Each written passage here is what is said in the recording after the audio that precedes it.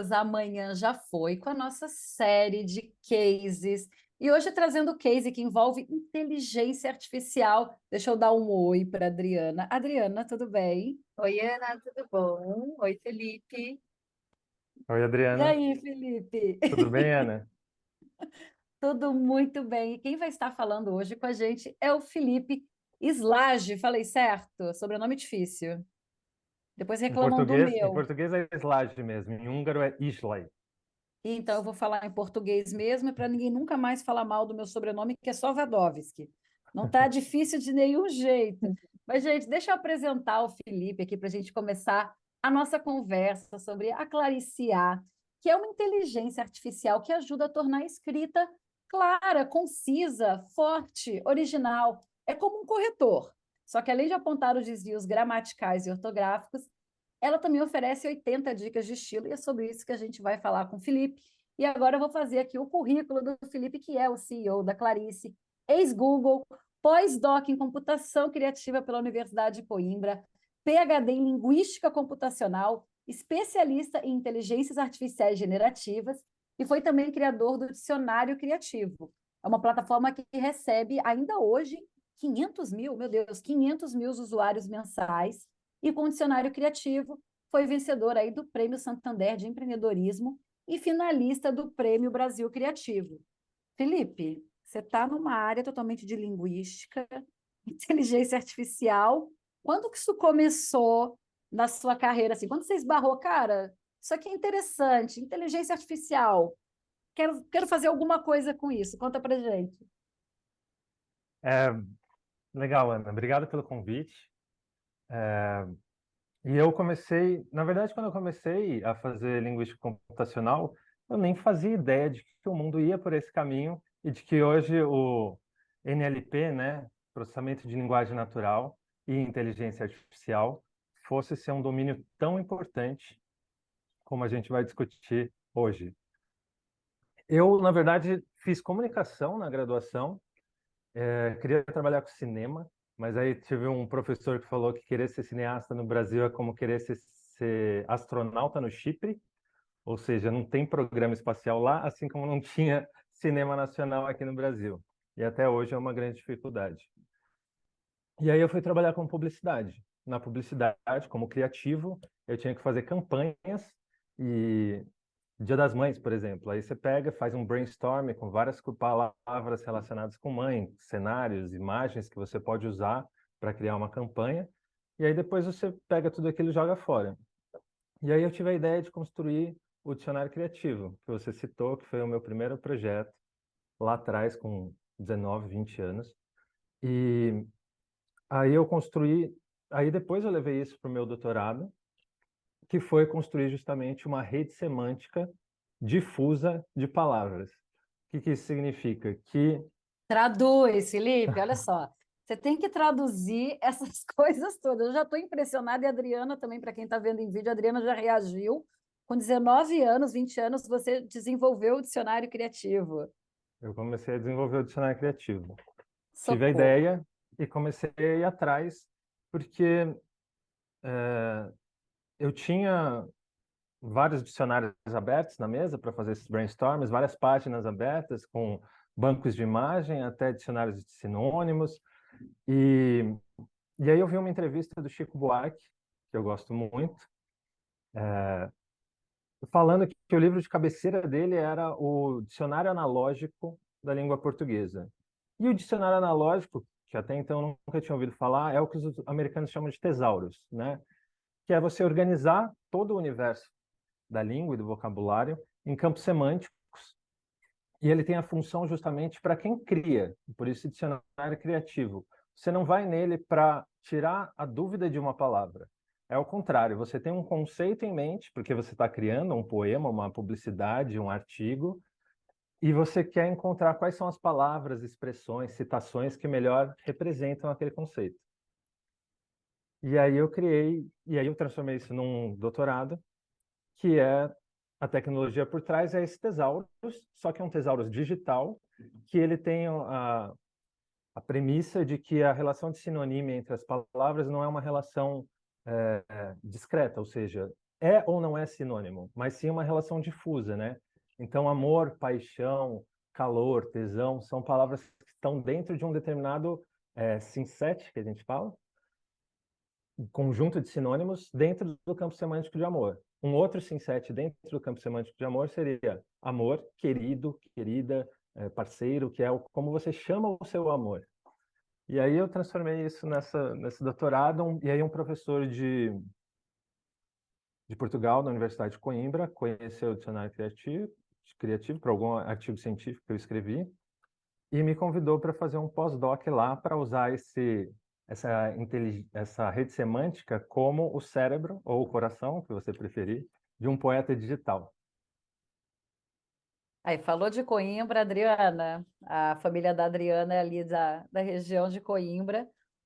Adriana, já pode seguir com as suas perguntas aí. Depois eu vou. Assim, já viu que vai ser uma aula, né? Já viu que é a Nossa, aula. eu fiquei super. Eu nunca tinha ouvido falar sobre dicionário analógico, é a primeira vez. Achei super interessante. Eu queria começar te perguntando o seguinte: como surgiu a ideia da Clarice? O que é, né, primeiro, a Clarice A? E como que surgiu a ideia de você fazer isso? Certo? A Clarice é uma ferramenta de auxílio à escrita que é com a tecnologia de inteligência artificial por trás. Então, a função dela é tão simples quanto te ajudar a escrever um texto melhor. E essa é a visão para ela também. Ou seja, a gente começou pela parte da revisão, mas a gente tem um roadmap de desenvolvimento bastante longo que vai desde a concepção, desde a pesquisa e concepção até a publicação. E aí a gente recortou, começando porque a gente já gerava bastante valor, porque ninguém estava fazendo isso no Brasil, com a parte de revisão, não apenas na camada de ortografia e gramática que tem no Word ou no Google Docs, mas principalmente na camada de estilo. Eu, quando voltei, então, de Portugal, de Coimbra, fui trabalhar na Universia, que é o braço educacional do Santander. E aí, uma das minhas atividades lá era atestar, como head de marketing, atestar a qualidade do conteúdo que a Rock Content produzia para a gente e para o Banco Santander. Ou seja, passava pela minha mão um fluxo de textos que era produzido por um terceiro, que era redatores freelancers, revisores da Rock Content, que chegavam em mim com o texto pronto.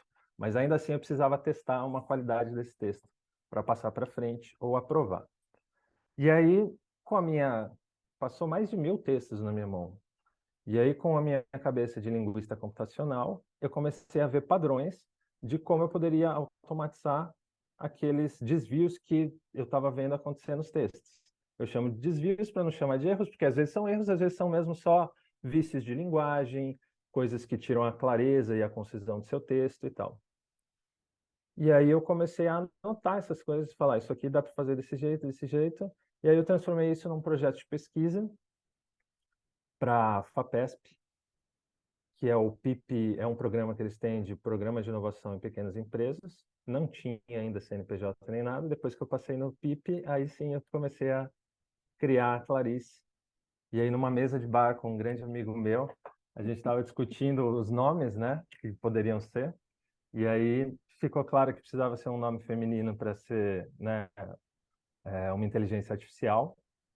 Então, fazer um pouco essa analogia com Siri, Cortana e tal. Só que em vez de ser esses nomes mais abstratos, a gente quis fazer uma homenagem a Clarice Lispector, que Ia é te a perguntar nossa isso agora.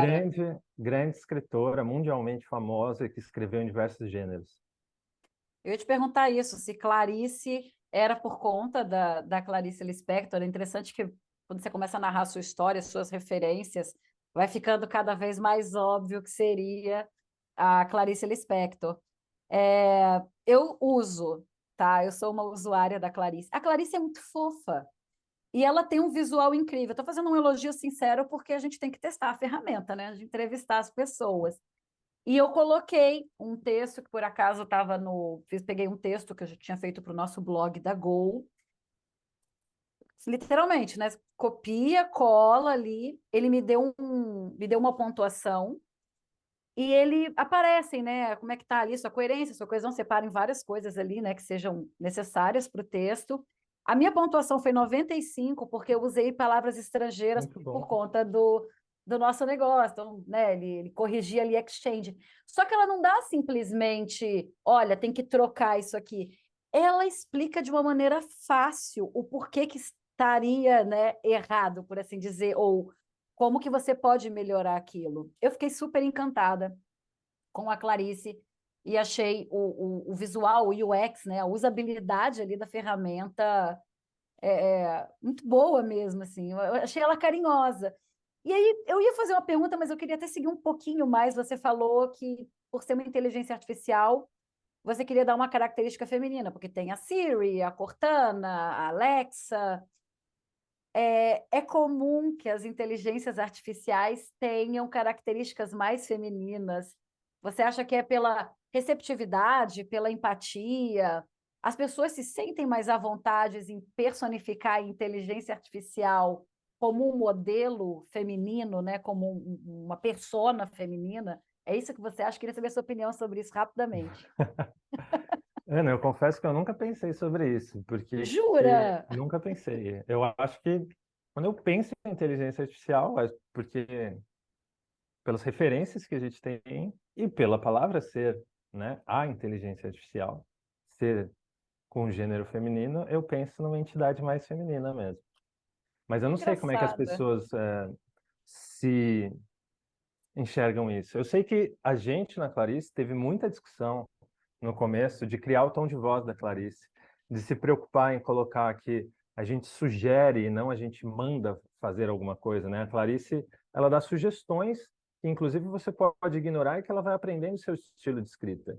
Antes de construir qualquer linha de código da Clarice, a gente entrevistou mais de 100 escritores e descobriu aí produtores de conteúdo, jornalistas, publicitários, empreendedores que criam seus próprios textos para a internet. E, e aí a gente foi descobrindo vários insights. E aí teve um jornalista, por exemplo, que falou que ele escreve com muito adjetivo mesmo, é o estilo dele, inclusive. E aí a Clarice vai aprendendo o estilo dessa pessoa com o tempo, entendeu? Porque Que não é para legal. padronizar os textos, mas ela dá várias dicas. E a ideia que a gente também tem no nosso roadmap é que você vai poder clicar num botão do card, porque o card tem uma explicação simples, mas também bastante curta e direta. Você vai poder clicar num botão para aprender mais sobre aquilo, inclusive. Ela não vai só ficar te corrigindo, como ela vai te ensinar por que nos manuais de escrita, em toda a tradição da escrita, por que é melhor usar menos, sei lá, advérbios. Como o Stephen King fala, né, o caminho para o inferno está pavimentado de advérbios. Gente, que legal. Como essa nova tecnologia de inteligência artificial, ela já existe faz tempo, né? Mas recentemente tem ganhado os holofotes, né? Todo mundo está falando sobre isso e se colocou um holofote mesmo em cima dessa tecnologia e eu acabei descobrindo um monte de aplicativos, soluções que eu não sabia que existiam e que já estão no ar, você já pode comprar e que facilitam muito a vida das pessoas, né? Eu queria saber, no caso da Clarice, você teve a ajuda da FAPESP, né, para fazer a pesquisa, mas você precisou contratar uma equipe para desenvolver essa tecnologia, essa solução. É uma equipe de desenvolvedores? Quem são os profissionais hoje que trabalham com esse tipo de projeto? Foi difícil para você encontrar essas pessoas? Como que é? Porque é uma coisa muito nova, né? Então, eu não sei exatamente qual profissional trabalha no projeto de inteligência artificial como o seu. Tem formação para isso já? Como que é? Eu queria saber a sua opinião sobre isso. Legal. Adriana, primeiro, assim, depois eu posso falar mais sobre a inteligência artificial como um todo, para a gente falar, ela existe há bastante tempo e o que é novidade, por que está explodindo algumas coisas. Então, a inteligência artificial é um grande guarda-chuva, tem várias coisas que você pode fazer dentro da inteligência artificial. E aí dentro, o processamento de linguagem natural, né, é uma sub-área da inteligência artificial. E aí ela tem outras sub-áreas dentro delas, né? E a novidade, a grande novidade, é o processamento que é o NLG, Generative Language, Natural Language, né? Você tem inteligências artificiais que criam. Elas não só categorizam, sumarizam e tantas outras coisas que você pode fazer com as inteligências artificiais antes de 2017. Então, ela é tão nova, a inteligência artificial generativa, que a gente vai falar sobre ela depois, ela é tão nova quanto de 2017 para cá. Mas a Clarice tem os seus algoritmos próprios na parte de revisão, né? Que é essa pesquisa que a gente desenvolveu com a FAPESP. E é uma equipe multidisciplinar que é de linguistas computacionais, que alguns se formam em linguística, como eu, e a gente vai do conhecimento da linguística até a lógica, né? Meio que transformar em matemática a linguagem, certo? Em termos lógicos. E aí, alguém da computação, formado em computação, como um desenvolvedor, que tem interesse em linguagem, em linguística computacional, ele olha para linguística a partir da computação e pega o que a gente desenvolveu de lógica e implementa em termos de algoritmos e etc. Então, é um trabalho multidisciplinar de linguistas olhando para a computação e de desenvolvedores olhando para a linguística. Ou seja, não é fácil. Felipe, agora está ficando assim, talvez mais compreensível para as pessoas, né? Porque a gente chama de inteligência artificial, o que é, na verdade, uma série de coisas que podem ser feitas, né? E chamadas de inteligência artificial. E é claro que não tem como não falar do chat GPT, né? O chat GPT ganhou muito destaque, muito espaço, as pessoas, acho que foi o aplicativo, né? Na verdade, o programa mais acessado, com mais usuários em menos tempo, assim, foi uma coisa arrebatadora. Agora estão entrando até com um pacote para as pessoas pagarem para ter o profissional, porque ele fica sobrecarregado, né? E assim que o chat GPT começou a ganhar espaço, as pessoas utilizarem, começam aqueles questionamentos. Ai, vai tomar o lugar dos escritores. Ai, vai tomar o lugar dos criativos. E gera essa camada, inclusive nós fomos procuradas, porque a gente tinha feito, a gente vem falando do chat GPT já há algum tempo no podcast e tudo mais, e falam, as pessoas vão ser substituídas. Papo de que nós vamos ser substituídos, ó, desde a primeira revolução industrial, da primeira tecnologia que você pôde resolver um problema, nós fomos automaticamente substituídos.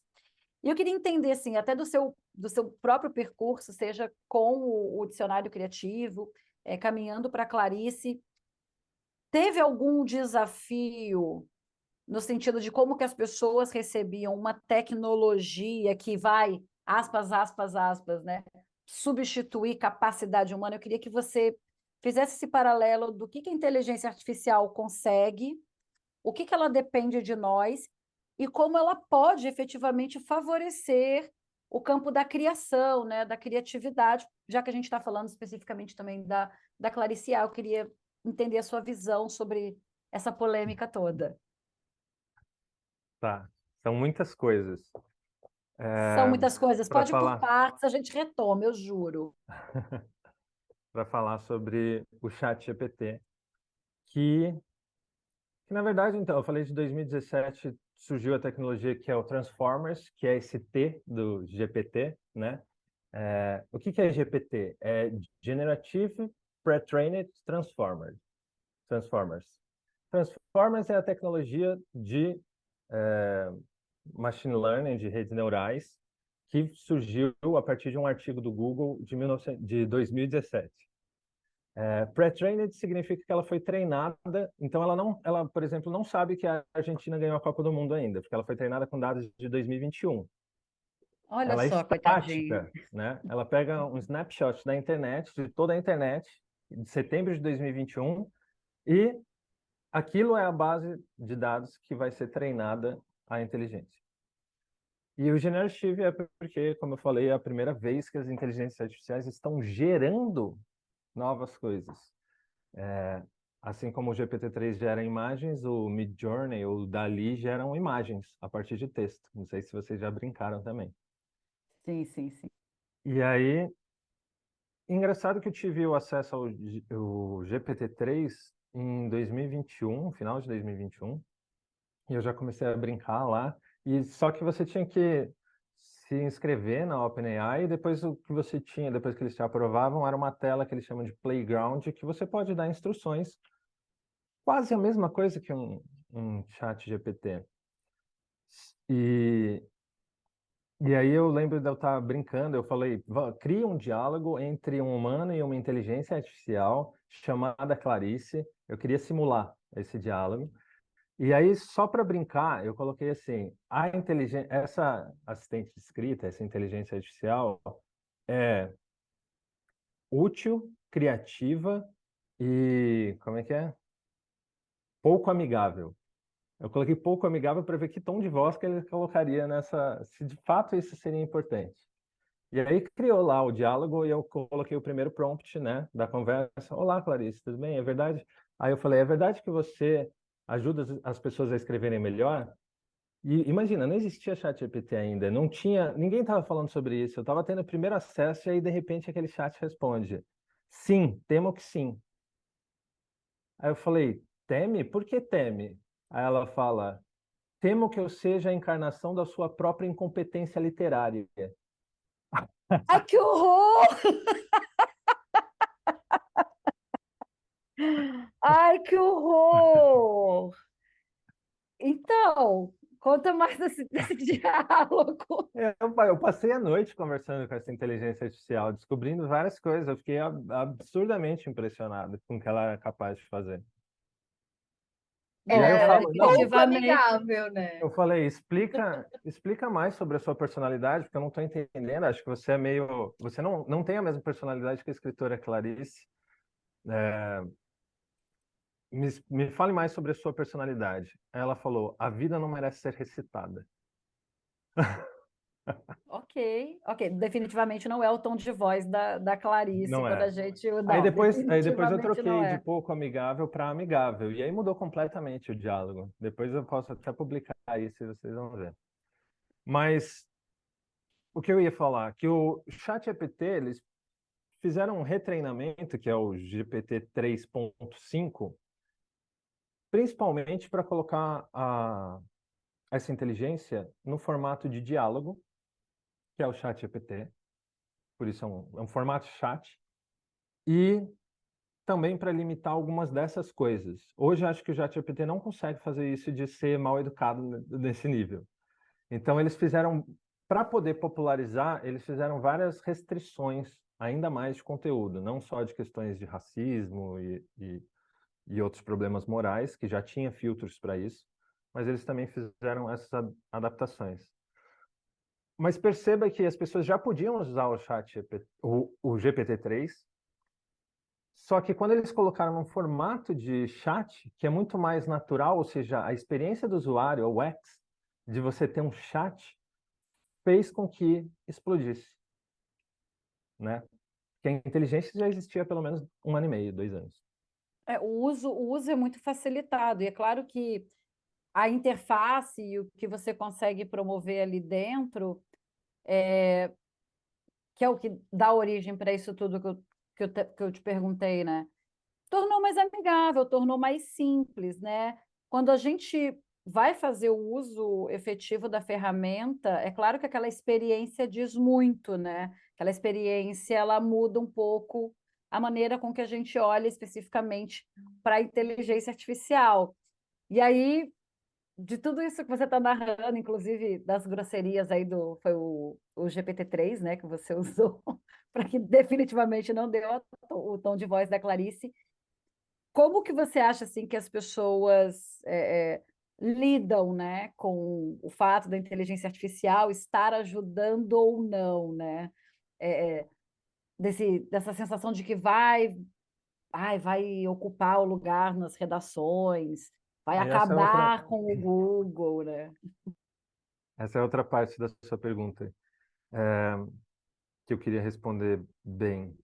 Eu acabei de lançar uma newsletter no Substack, que é o Admirável Mundo Novo das IAs Criativas. Põe link depois para a gente compartilhar na descrição do YouTube, do podcast, viu? Eu estou assinando a sua newsletter, inclusive, ó. Gostei. Legal. E eu gosto também das cartinhas do Felipe e da Clarice que eu recebo no e-mail. E aí, uma das coisas que eu falo lá é que o ano passado, como eu já tinha acesso ao GPT-3, eu fiz uma pequena procissão, fazendo palestras, podcasts e tal, avisando as pessoas do que estava por vir, né? Abrindo os olhos delas. É, E aí veio o ChatGPT com esse boom, agora eu não preciso mais fazer procissão nenhuma, todo mundo já sabe e está falando sobre esse negócio. O que a gente precisa fazer agora é gerenciar as expectativas, ajudar a educar as pessoas, ajudar elas a usarem a inteligência artificial. E aí eu me coloco muito numa posição assim, de que a gente tem que tirar ficar entre o medo, né, aquele medo irracional de que isso. Tem gente que acha que isso já é o passo de que as inteligências artificiais vão não só roubar nossos empregos, como dominar o mundo e acabar com a humanidade. E aí a gente tem do outro lado pessoas também que são, sei lá, como é que é o nome disso? Esqueci o termo. Mas um nível de excitação que mais contamina o debate do que ajuda, né? Eu sou bastante animado, de verdade. Eu acho que a próxima década é a é a era de ouro das inteligências artificiais e, ao mesmo tempo, é a era de ouro da criatividade, com as IAs generativas, que eu chamo de IAs criativas. E aí, não porque elas vão substituir o ser humano, mas porque ela vai aumentar a produtividade dos criativos. Eu defendo muito o conceito de inteligência aumentada, né? Que é o que a tecnologia na Revolução Industrial, como você citou, ela substituía a nossa mão de obra braçal, física, mas desde, sei lá, mais relevante o computador, ela é o computador e depois a internet, etc., são expansões também da nossa capacidade cognitiva. E a inteligência artificial é mais um passo nessa expansão da nossa capacidade cognitiva. Então, assim, nesse próximo texto que eu vou escrever, o título é Nunca Mais Vamos Escrever Como Antes. E uma coisa que existe há 5.000 anos, que é a escrita, eu acho que é a primeira grande transformação da escrita. Porque a gente escreve basicamente da mesma forma, né? Uma das principais revoluções, sei lá, que alguém poderia me questionar, é a prensa de Gutenberg. Mas isso não tem a ver com escrita, isso tem a ver com a publicação, né? E a distribuição da escrita. Agora, a forma de escrever, a gente vem escrevendo mais ou menos da mesma forma há 5.000 anos. E agora a gente vai muito mais. Então imagina, um escritor que senta diante de uma página em branco e já começa a levantar, não, peraí, eu vou pegar um café antes de começar aqui. Não, peraí, tenho que ir no banheiro, esqueci que eu tenho que regar as plantas. E você vai adiando o começo da escrita, porque aquele cursor piscando na página em branco, ele é absolutamente assustador, mesmo para escritores experientes. É desesperador. Inclusive, eu sou uma pessoa que fico nessa do procrastinar, né? Eu preciso ter um pouco de iluminação para escrever. Mas tem uma pessoa que adora escrever, que é a Adriana. A Adriana falou: se eu pudesse viver de sentar no computador e escrever, até porque a Adriana tem muito tempo aí de criação de conteúdo, né? E de blog e Uhum. tudo mais. Dri, vai lançando as suas perguntas aí também, porque você escreve bem mais do que eu no final das contas. Eu sei disso. Eu fiquei pensando sobre essa nova forma de escrever, né? Primeiro me passou pela cabeça o seguinte: é, será que as pessoas, daqui a 10 anos, quando a inteligência artificial estiver escrevendo tudo pra gente, será que as pessoas vão saber escrever ou a gente vai começar a perder essa capacidade, né? E logo depois eu pensei, talvez as pessoas não vão perder a capacidade de escrever, mas vão começar a desenvolver uma outra habilidade, que é mostrar para a inteligência o que ela quer escrever, e daí a inteligência vai escrever, mas a capacidade de falar o que você quer, porque também é diferente você pegar e escrever um texto ou você elaborar na sua cabeça o que você quer que a inteligência faça por você. Porque dependendo do input que você dá ali, ela vai te dar uma resposta, e às vezes não é bem aquela resposta que você quer. Então, a sua capacidade de elaborar a pergunta, que também hoje ninguém tem, né? Hoje ninguém tem essa habilidade fácil. Para eu conversar com o chat GPT, eu tive que sentar e falar, bom, o que eu vou perguntar para ele? O que eu vou falar para ele me falar o que eu quero?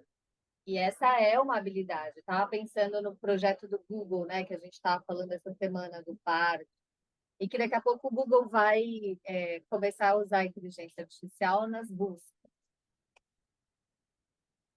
Então, assim, hoje eu busco assim no Google, restaurante perto da minha casa, sushi.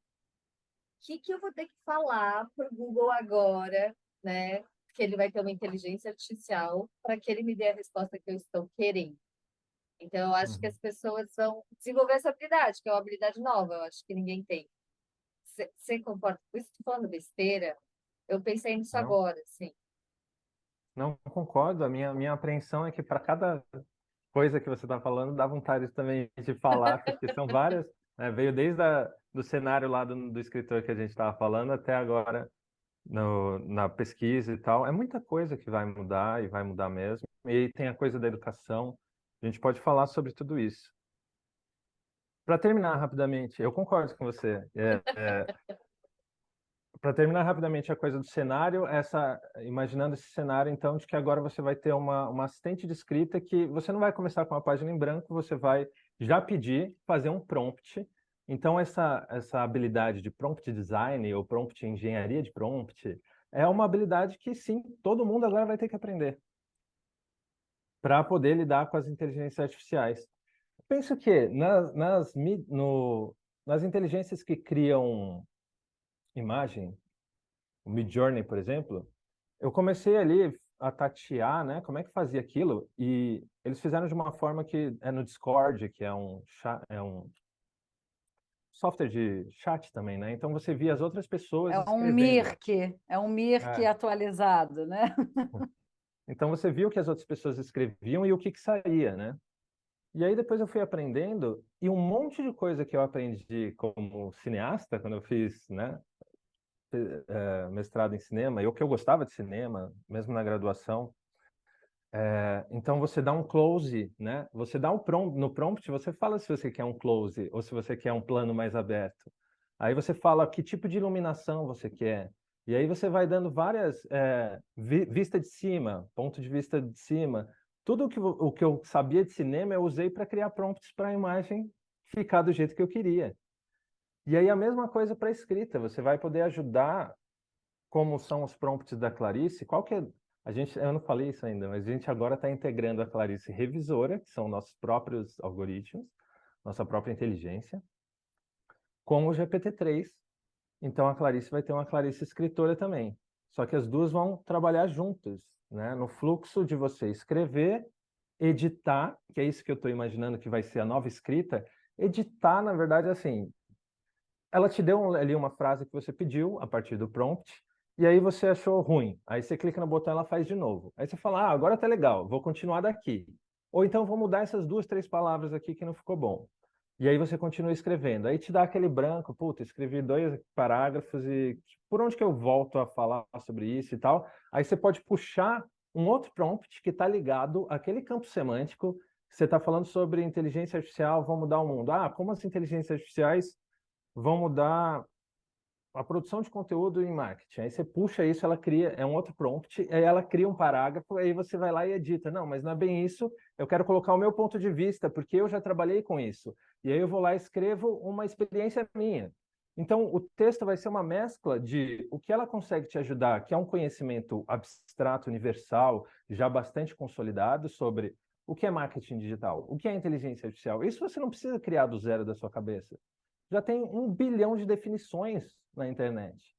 Mas o ponto de vista sobre o mundo único e particular que cada um tem, as ideias, os argumentos que você está defendendo no texto e etc., vai continuar vindo de você, ser humano. É verdade. Você falou um negócio agora, e eu penso sobre o meu processo de escrita. Eu tenho dificuldade de saber quando parar. Eu sou uma grande página da Wikipédia com vários hiperlinks. Eu começo num assunto e ele vai se desenvolvendo até tal ponto. Em vez de eu fazer o corte e concluí-lo, eu já vou querendo abrir para outras coisas. O meu problema acadêmico, enfim, era justamente não saber quando parar a pesquisa, quando parar o estudo, né? E fiquei pensando se eu tivesse realmente, né, como se fosse minha assistente de escrita, a- bom, você já está falando que vocês vão fazer isso com a Clarice. Seria perfeito, porque assim eu já teria por onde me guiar, né? É uma bússola de escrita. Tipo, olha, é até aqui, você pode combinar com essa outra ideia. E outra coisa que é verdade, já tem escritas básicas. Se eu vou começar um texto falando sobre o que é marketing digital, eu preciso ser assim tão. Tem para onde eu ser tão inovadora numa introdução, às vezes básica, né? O que interessa é a construção das outras coisas que vai fazer. Então, eu só fiquei pensando sobre isso, de você estar falando de que maneira a escrita pode, assistente de escrita pode ajudar para cada um, há quem tenha bloqueio, há quem não saiba quando parar, ou perde a ideia no meio do caminho. Você deve Uhum. ter, inclusive, tido contato e mapeado, né, as reclamações mais comuns das pessoas na hora de escrever, né? Uhum. Cada um tem as suas dificuldades, mas é isso, a gente já vem fazendo isso de certa forma há um tempo. Ninguém precisa esconder que quando você quer falar sobre um conceito que todo mundo já fala, a maioria das pessoas, a não ser que alguém queira muito, pega, lê sobre aquilo nos 3 primeiros links do Google e faz um pastiche, faz uma mudança ali de palavras e tal. É como a gente faz para ser produtivo, porque você não precisa ficar criando, é até uma bobagem você querer criar com palavras mais enfeitadas ou com uma narrativa mais enfeitada para falar sobre um conceito que todo mundo.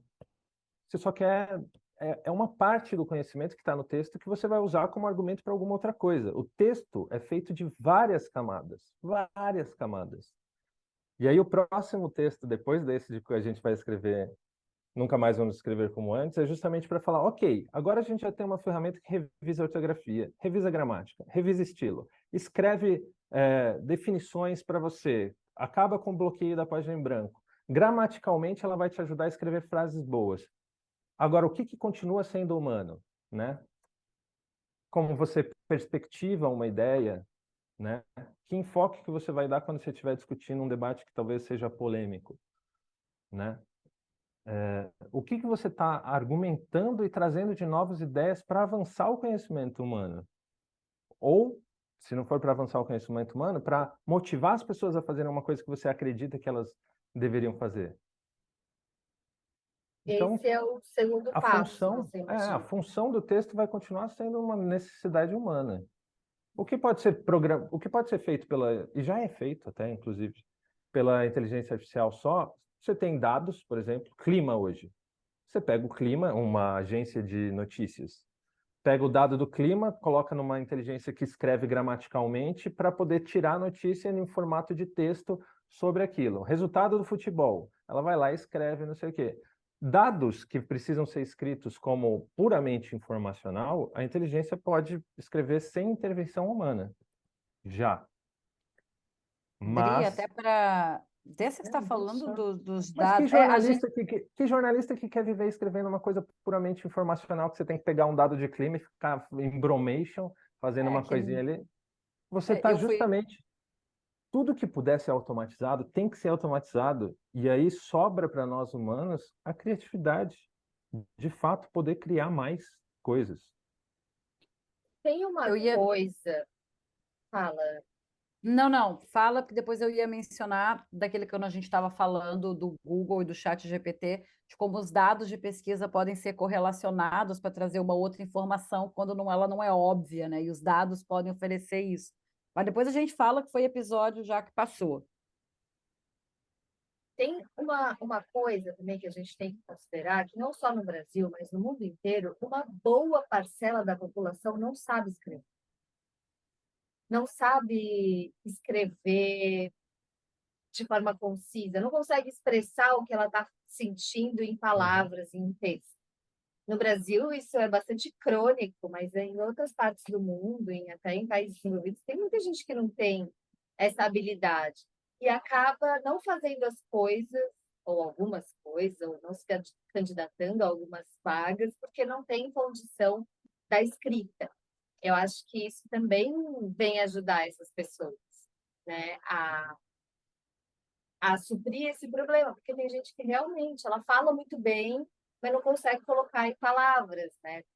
Então, eu acho que também essa inteligência vai ajudar. E outra coisa que você Eu falou que acho. é muito. Pode falar. Aí entra naquela outra parte da sua pergunta da educação, né? Que de fato é um problema que a gente tem que olhar de forma atenta, porque assim, por um lado, ela vai te ajudar a escrever, certo? Então, se as crianças agora vão escrever o que os americanos lá chamam de essays, que são os nossas redações, né? Escrever redação para aprender a escrever. É por isso que a gente faz redação. Não é porque é importante o que a pessoa está escrevendo, né? E aí elas vão colocar no chat GPT e vai escrever a redação para eles. Então, quando a gente está no mundo profissional, que para mim, por exemplo, se um funcionário, se um colaborador da Clarice fizer um relatório que ele tem que fazer por, pela cabeça dele ou pelo chat GPT, desde que cumpra o objetivo do relatório, que é comunicar e alguma ideia, pouco importa a origem, né? Agora, no mundo da educação é diferente, porque o objetivo da educação é que enquanto você faz, você aprende. Então, se as pessoas usarem cada vez mais o chat GPT sem saber escrever e acha que o resultado está bom e repassa isso para frente, isso vai ser prejudicial, inclusive, porque a língua ela é tipo um vírus, né? Ela contamina. Os erros que existem na linguagem, aquele problema do mas e mais recentemente, é porque as pessoas começaram a escrever mais, porque a gente fala, né? Mas e mas foneticamente é muito parecida. Só que elas começaram a escrever no WhatsApp, em redes sociais e tal. Esse é o fenômeno. O suporte das redes sociais permitiu com que muita gente que falava ou achava que o mas era escrito com o i começou a escrever e aí as outras pessoas lendo incorporaram. E por isso se dissemina. Se a gente fizer a mesma coisa que o chat GPT, porque quem pode reconhecer se um texto é bom? Na verdade, só um bom escritor ou um bom intérprete, um bom entendedor, sabe se um texto está bom ou não. Se a pessoa só escreve e acha que aquela resposta está boa e passar isso para frente, a gente vai contaminar de novo a língua e a internet, que é o base de dados para a construção das IAs. Então, imagina esse outro problema que a gente tem. Se todo mundo começa a produzir artigo de blog, não sei o quê, com o GPT-3. E o GPT-4 vai ser baseado na internet, que vai ter um monte de texto agora do GPT-3. Então, assim, a educação precisa. Você pode usar a tecnologia para criar um app, por exemplo, que vai ensinar as pessoas a escreverem. Que nem eu falei da Clarice, ela vai ensinar por que aquilo é um erro, por que aquilo é um desvio. Ela não vai ficar simplesmente corrigindo. A mesma parte para a coisa da produção de conteúdo. Você, para os alunos, vai ter que ensinar não só a fazer um bom prompt, mas saber se o output daquele prompt, a resposta, de fato está boa. Nossa, verdade. A gente está quase caminhando para o final da conversa e eu acho que a Passou Adriana já muito ficou rápido. chateada.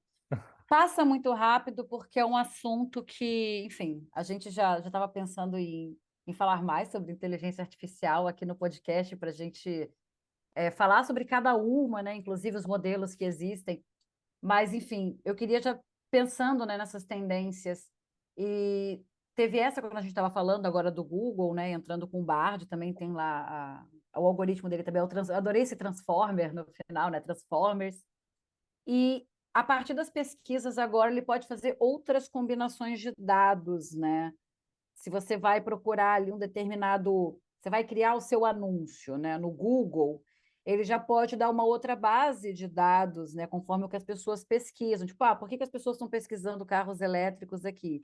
Ah, é porque tem mais estação de abastecimento, ah, é porque a gasolina está cara. Ele pode fazer algumas combinações de dados diferentes.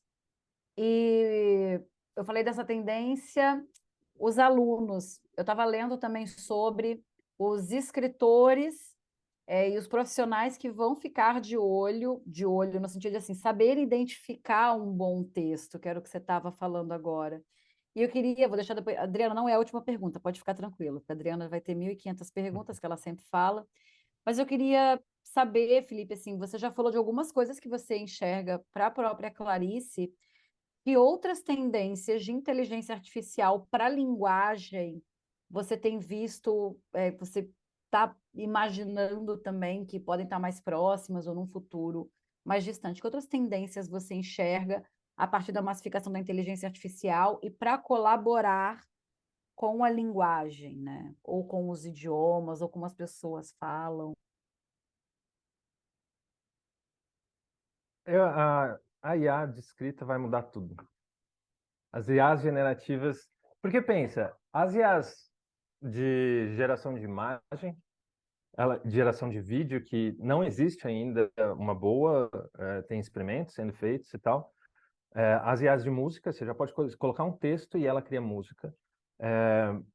Você pode colocar um texto e ela cria um aplicativo, um XY do aplicativo, as telas. Já existe essa. Tem, eu É, fiz uma agora que, inclusive, é para fazer um site. Você vai ter que uhum, fazer um site isso. simples. Quem está, por exemplo, fazendo alguma validação de startup, por exemplo, pode Uhum, fazer o seu site importando algumas informações ali. E, cara, assim, você tem que dar uma mexidinha, normal. Mas ele te entrega um site de empresa. Você olha sim. assim, a página é uma landing page, você fala, caramba, isso aqui pode funcionar, entendeu? Tem, Uhum. inclusive, o site só para isso, né? Tem uma inteligência artificial para alguma coisa. As de vídeo a Então, as gente. IAs generativas, é isso, pela sua lógica, É, elas vão revolucionar todos os mercados, porque basta você ter um conjunto de dados suficientemente grande para ela extrair padrões que estão etiquetados com língua, para que depois, quando você usar a língua para dizer o que ela tem que fazer, ela pega esses padrões que ela aprendeu e constrói. Então, tela de login, tela de, sei lá, de checkout, um monte de tela, é tudo igual. Ela vai lá e pega o padrão e faz a partir da e reconstrói. Depois, não vai dar tempo hoje de falar, mas depois a gente poderia bater um papo sobre a tecnologia mesmo por trás, né? O que é esses Transformers e tal. Mas tem. pensa, o argumento aqui é, essas vão revolucionar nichos, né? De profissões, essas que eu falei até agora. As de escrita vão revolucionar toda a economia, porque a escrita é a base da comunicação humana. A internet, antes de ter vídeo, som, foto, ela tinha texto. Texto é o meio de comunicação mais eficiente que o ser humano desenvolveu. E é o mais utilizado, mais socialmente útil, porque ele tem um grau certo de precisão e, ao mesmo tempo, de flexibilidade quando a gente está falando. A gente não entende exatamente o que o outro está falando quando a gente fala. A gente tem um certo grau, né? E a língua tem essa flexibilidade que é necessária para a construção da comunicação humana e também um certo nível de precisão. Ao mesmo tempo, ela é super eficiente, né?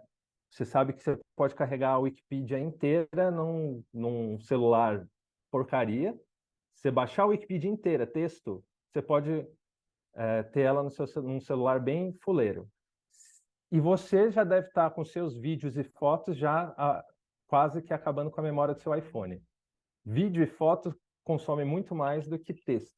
Então, o texto, ele está na base de tudo. Então, você me perguntou, o mercado de marketing de conteúdo é o que a gente está atacando primeiro e a proposta de valor mais clara e imediata, né? Você escrever anúncios, blog, e-mail marketing e etc. Mas aí tem todo o trabalho de escritório de e-mails internos mesmos, e-mail de vendas, RH, que vai fazer descrição de vaga, suporte ao cliente, tudo é em texto. E tudo É vai ser demais. semi-automatizado. E os comandos, né? Eu estava até falando antes e acabei esquecendo. Adriana, você não tem pergunta, não? Porque se você deixar, eu vou pirar aqui perguntando. Na Eu ia falar dos verdade, comandos. eu tô. Tudo que ele estava falando é tão disruptivo. Eu parei para pensar que o que ele disse, que você não entende exatamente o que eu quero te dizer. Porque o que eu quero te dizer, apesar de que você está ouvindo, não é exatamente aquilo. Isso é muito interessante, né? E, e daí eu estava pirando nisso, na verdade. Estava pensando em quão, A em gente quão pira. revolucionário é isso. Mas, na verdade, o que ele disse é que essa aplicação de inteligência artificial em texto vai afetar todas as indústrias, em todos os setores, no dia a dia, porque são as cartas do RH, são comunicados que você vai fazer internamente para o seu funcionário, é uma propaganda que você vai lançar, uma carta de vendas, etc. Então, basicamente, todas as empresas vão usar a inteligência artificial, né? De alguma forma ou de outra. É esse o futuro que você vê, Felipe? Exatamente. É, E eu né? já, e eu já estou começando a ser procurado para dar palestras ou fazer um workshop dentro de empresas, porque eles, por um lado, querem tirar esse medo das pessoas É. do desconhecido, do outro lado, ensiná-las a usar, construir prompts, como é que eu posso resolver essa tarefa aqui da... E isso dá para, em alguns poucos horas, dá para fazer isso, que já vai ser um grande valor para as empresas. O Porque complicado serão. Desculpa, Adriana. Não, Fala. Oh, que imagina. vergonha. Os prompts, quando você estava falando do cinema, que para você fazer um prompt sei lá, de imagem, você pode usar as suas técnicas que você aprendeu no cinema. Essas técnicas eu não possuo, por exemplo. Se eu quiser fazer uma imagem de um vídeo, uma tomada X, eu nem sei por onde começar. Então, o desenvolvimento a elaboração da pergunta ou do prompt, ela é muito necessária também. Basicamente é o que é necessário, afinal de contas. Além de você conseguir validar o que saiu dali, né? O output, mas é você ter conhecimentos suficientes para você dar o comando correto para a ferramenta, né? Porque ela ainda não é autonomamente inteligente para falar, calma, ó, para de falar besteira que eu mesmo vou fazer aqui e ela mesma desenvolve, que é o segundo passo, né? Eu acho de verdade que a inteligência artificial vai evoluir para isso. A Ana não concorda, mas eu acho que sim. É, eu acho que ela pode pegar padrões da indústria, né, do que é bom, por exemplo, numa imagem considerado em determinado ambiente ou nicho, padrão hollywoodiano, por exemplo, ela poderia fazer por conta própria, aprender a fazer por conta própria. Isso Eu não Se a tenho a gente seria está menor falando de ótimo. dúvida imagem de e tal, que ela embora. entrega muito melhor do que a gente. Os próprios carros autônomos, eles dirigem muito melhor do que a gente. Se vocês virem vídeo, eles são ótimos condutores, porque eles têm que cumprir uma coisa que a gente não consegue. A gente é cheio de opções e coisas. Eu acho que as inteligências artificiais, seus propósitos, elas entregam muito melhor. A Adriana fez exatamente a pergunta que eu ia fazer, que eram sobre os comandos, né? Mas aí, Felipe, a partir do momento em que a gente pode criar algum tipo de qualidade, né? Tipo, que a Adriana falou, eu não tenho conhecimento sobre fotografia de cinema. Como é que eu vou conseguir entregar um prompt para isso? Será que não vai começar uma discussão também sobre padronizações daquilo que é melhor, seja para imagem, seja para escrita, e essa padronização pode ou não refletir um elitismo para as coisas dentro da inteligência artificial? Você acha que isso é viagem? Já é uma discussão grande, é uma área de estudo, inclusive, de várias pessoas na academia discutir sobre os vieses da inteligência artificial, né? Porque uma vez que ela é treinada com base de dados do passado, ela reflete uma série de vieses, preconceitos e etc. Agora, a padronização é um pouco, faz parte da própria tecnologia, né? Pelo menos inicialmente, e ela serve a um determinado mercado de pessoas. certo? Tem pessoas que elas só querem comunicar alguma coisa. A gente não, por exemplo, eu lembro que a gente discutia sobre filme na faculdade, e aí, em algum momento, ficou muito claro para mim que um filme, sei lá, do, do Tarantino, ou do Fellini, é muito diferente de um filme lançado nas férias de verão por Hollywood, por não sei o quê. Um é um produto de entretenimento e é um produto para massa. O outro é um produto de entretenimento, só que ao mesmo tempo artístico. Então, todo mundo que for um criativo vai usar a inteligência artificial como ferramenta, mas ele vai fazer de tudo para colocar as ideias dele de uma maneira, inclusive formalmente diferente. E não só suas ideias diferentes. Ele vai justamente descaracterizar, né? Que é o que os impressionistas, cubistas, futuristas fizeram com a artes plásticas depois do surgimento da fotografia, né? Então, esse novo renascimento das artes vai vir justamente por essa provocação de que não faz mais sentido você escrever como que a inteligência artificial já escreve, mesmo emulando determinados autores, né? Se você pedir para ela escrever como... É que no Brasil não funciona tão bem como Chico Buarque, Arnaldo Antunes, já tentei, ela não escreve tão bem. Mas dizem que se você pedir para ela escrever no estilo do Edgar Allan Poe, ela vai lá e faz isso. Então, assim, o que você, como artista, vai colocar... Porque uma vez que está tudo padronizado, porque a função do artista é pegar as pessoas e falar: tá vendo que você está olhando para o mundo sempre da mesma forma? Deixa eu mudar um pouco a forma como você olha para o mundo. Essa é a função do artista. Essa é a função do criativo. Então, ele sempre, em qualquer coisa que você inventar, o criativo vai lá e vai inventar uma nova forma de você olhar para aquilo. Faz sentido? Faz muito sentido. Eu acho que a Adriana está em choque, que nem eu, pensando em toda a discussão que é filosófica, né? Eu me sinto numa discussão filosófica. Eu preciso começar a me caminhar para o final desse podcast. A gente sempre fala que vai fazer 40 minutos de podcast, nunca acontece. Sempre emenda. Quando o assunto é bom, é pior ainda. Adriana, se você tiver uma última pergunta, fica super à vontade. Não é uma pergunta, eu acho que eu só comecei a pensar aqui que daqui a pouco vão começar a surgir cursos para você elaborar os prompts, né? Porque pessoas já estão fazendo isso. Você vai lá no LinkedIn, no Instagram, e as pessoas já estão dando dicas de como você pode interagir com o ChatGPT. Então, provavelmente daqui a pouco vão ter cursos de como você usar melhor a ferramenta para obter os resultados que você quer. Então, aí já abre um outro mercado, né, de, de cursos para usar a inteligência artificial.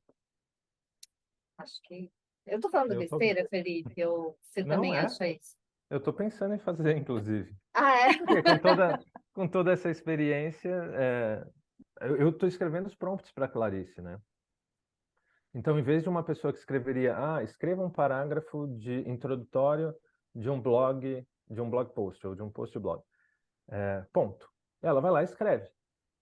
Mas compara o output que ela escreveu com o meu prompt, que é: escreva um parágrafo introdutório de um blog post que tenha de 3 a 5 parágrafos e que de 3 a 5 frases no parágrafo, e que cada frase não tenha mais do que 20 palavras, e que as palavras não podem se repetir mais do que isso. E aí tem toda uma construção, Sim, entendeu? Que já é a ideia de um bom texto. Porque eu vi justamente verdade. que ele comete essas coisas. Se tem uma coisa que o ChatGPT comete, é um monte de repetição de palavras, embromation. Ele começa a repetir o que você perguntou para depois dar a resposta, aquela coisa meio quinta série, né? Você pode me Aham. ajudar com não sei o quê? É claro que eu posso te ajudar com não sei o quê. E aí as pessoas reproduzirem isso, fica muito chato, né? Então, tanto os prompts da Clarice estão bem escritos, quanto ela vai poder revisar com os algoritmos próprios essas encheções de linguiça e repetições que o ChatGPT comete. E cada empresa vai poder comprar uma inteligência artificial para usar na própria realidade dela. Esse é outro, acho que tem outro assunto, outro debate, mas que vale a pena um minuto aqui para explicar. Uma outra coisa que as empresas vão poder fazer, e que a gente pensa em ter isso como solução, ok, você tem os prompts, mas você também tem, sei lá, um tom de voz da empresa, ou mesmo documentos da empresa e como a empresa escreve, que não são públicos e, portanto, não foram usados para treinar a inteligência, certo? Não estão na internet. Você vai poder fazer o que a gente chama de fine tuning, que é você pega o modelo que já aprendeu como a língua funciona e tal, mas você vai ensinar a ele sobre aquele conjunto de textos e, portanto, ele vai mudar a seu raciocínio sobre o texto, que é a estatística que ele faz de qual que é a próxima palavra que deveria vir depois daquela palavra dentro daquele contexto, que é basicamente isso que o GPT-3 faz. Então, com aquele conjunto novo de textos daquela empresa, então pega todos os textos produzidos na Natura, sei lá, e aí ela vai começar a escrever no estilo das pessoas da Natura, que tem todo um documento, style guide, provavelmente. Então, todas as empresas vão poder fazer fine tuning com os seus próprios documentos. Que legal! Nossa, já estou mega empolgada com essa nova fase da revolução da inteligência. Como que você disse? Inteligência artificial? Inteligência o quê que você tinha falado? Que era Eu chamo criativa. de criativas, mas o nome correto acadêmico é generativas. Que interessante. Gente, olha, a Ana vai brigar, tem que encerrar, então tem que encerrar, mas eu adorei, Felipe, conversar com você e saber de tudo isso. Eu sinto que estamos entrando numa revolução mesmo, e agora é só o começo de muitas coisas legais que vão acontecer. Eu estou super empolgada. Que legal, eu também Olha, adorei a conversa e estou muitíssimo empolgado. Eu acredito que essa era de ouro é um novo ciclo econômico, científico, cultural, inclusive, porque isso vai mudar a nossa maneira, se muda a nossa maneira de escrever, vai mudar a nossa maneira de perceber o mundo, inclusive. uhum. E Felipe, culturalmente, vai ser uma explosão de criatividades. Eu imagino, eu espero que seja também. Eu vou trabalhar para isso. olha, eu Que sei que você já legal. está trabalhando para isso. A Adriana também fica super empolgada.